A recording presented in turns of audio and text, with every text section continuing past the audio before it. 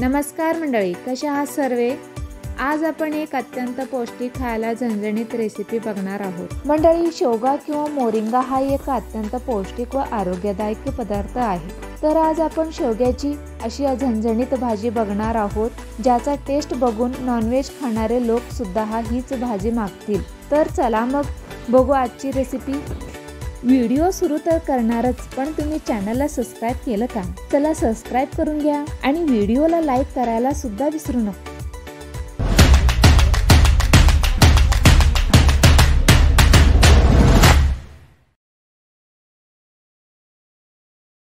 चला मग रेसिपीला सुरुवात करूया।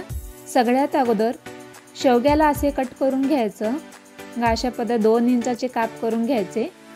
काप करून घेतल्यानंतर शेवग्याच्या वरचं हे साल काढून टाकायचं। अशा पद्धतीने सगळे साल काढून घ्यायचे। काढून घेतल्यानंतर एका पातेल्यामध्ये हे शेवगा घालून थोडेसं पाणी घालायचं आणि थोडं मीठ घालून हे अर्धवट शिजवून घ्यायचं। खूप जास्तही नाही शिजवून घ्यायचं, थोडं शिजवून घ्यायचं। गॅस चालू करून हे गॅसवरती ठेवायचं। एक साधारण 10 मिनिटं शिजू द्यायचं।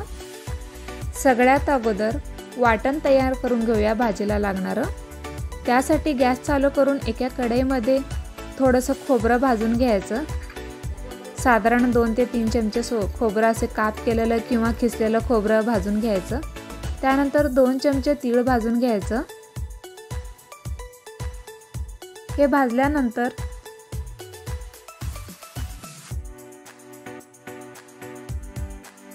एक मीडियम साईजचा कांदा थोडंसं तेल घालून हे भाजून घ्यायचं। थोडंसं परतून घेतल्यानंतर कांदा त्यामध्येच टोमॅटो घालायचा। हे पण थोडा वेळ परतून घ्यायचं। त्यानंतर 2 हिरव्या मिरच्या घेतलेल्या आहेत असे मोठे मोठे काप करून। 10-15 लसणाच्या पाकळ्या, 1 इंच अद्रकचे तुकडे करून घेतलेले आहेत, ते पण घालून छानसं परतून घ्यायचं। थोडंसं मीठ घालून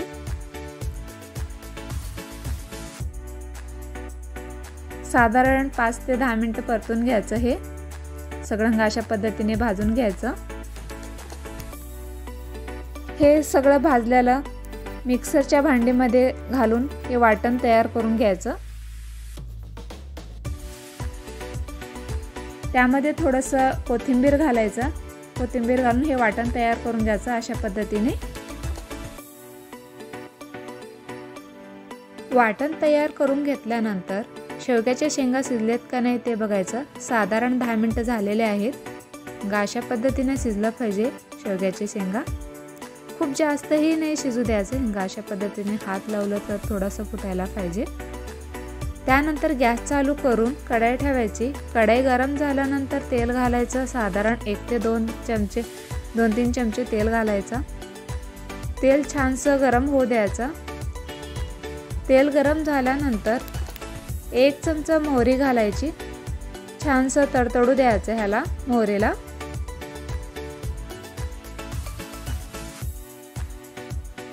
मोहरी तडतडल्यानंतर लसूण अद्रकचं पेस्ट घालायचं। हे थोडं लाल होईपर्यंत खोबरं आणि तिळाचं कूट वाटून घ्यायचं। हे छानसं लालसर झाल्यानंतर आता ह्यामध्ये टोमॅटो आणि कांद्याचा पेस्ट घालायचा याच्यामध्ये। हे छानसं तेल सुटेपर्यंत परतून घ्यायचं। हे परतून घेतल्यानंतर खोबऱ्याचं तिळाचं कूट घालायचं याच्यामध्ये। अजून थोडं परतून घ्यायचं। त्यानंतर चवीनुसार लाल तिखट घालायचं। अर्धा चमचा हळद घालायचं। चवीनुसार मीठ घालून ह्याला छानसं परतून घ्यायचं। तेल सुटेपर्यंत परतवायचं।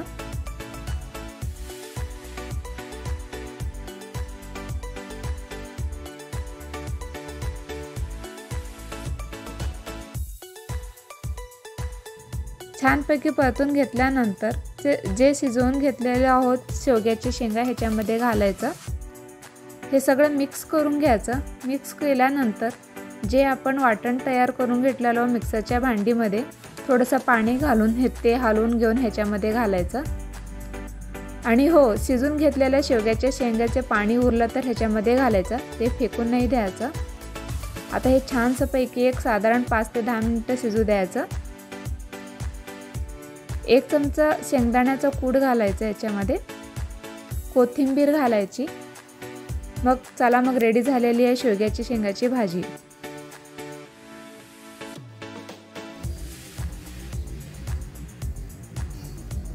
कशी वाटली शेवग्याची शेंगाची भाजी? करून बघा, नक्की कमेंटमध्ये कळवा की तुम्हाला कशी वाटली आजची रेसिपी. आणि हो, खात राहा, हसत राहा आणि बघत राहा एक चमचा स्वाद.